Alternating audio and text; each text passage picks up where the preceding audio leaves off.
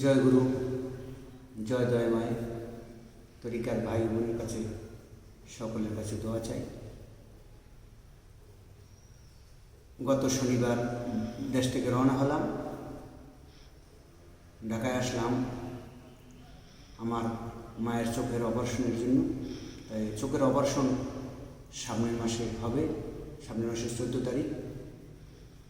তাই বললাম আমার মাকে আমার বোনের কাছে রেখে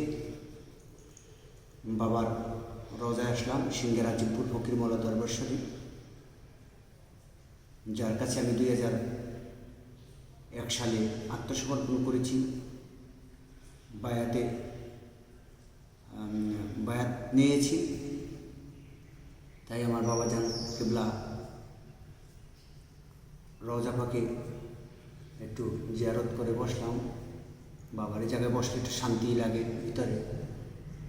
কর্মক্ষেত্রে আসতে পারি না, অনেক দূর বাড়ি।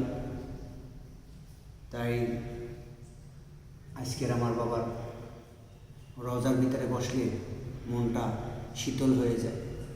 যিনি এই আহলে বায়াত পাক পান যাতনে বলে 2 চোখে অঝরে পানি ঝরত, তার এত মহব্বত ছিল আমার নবীর উপরে, আমার পাক পাঞ্জাতনের এবং তার গুরুর উপরে।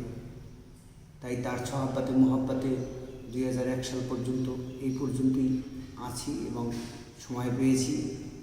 মাত্র বাবার 9 বছর আর 8 বছর তার খেজমত করার তৌফিক আল্লাহ তাআলা দিয়েছিল।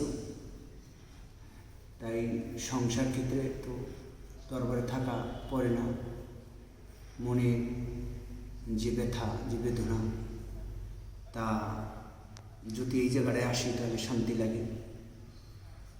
তাই যিনি ভালো বিছনায় শোয় নেই, ভালো খাওয়ার আশা করে নেই, খাড়ে শোয় নেই, মশার টানাই শোয় নেই, গাছতলা মাটিতে থাকতো আমার এই বাবা। আজকের কোটি টাকার ঘরের ভিতরে আল্লাহ তাআলা তাকে স্থান দিয়েছে। এইটাই অলি আল্লাহর কেরামতি, এটি অলি আল্লাহর মাজেজা। তাই সকলে আমার জন্য দোয়া করবে। আগামীকালকে বাড়ি যাব, এখন একটু আবার বিকালবেলা বাবা শাহ আলী বাবার দরবারে একটু জিয়ারত করব। জয় গুরু।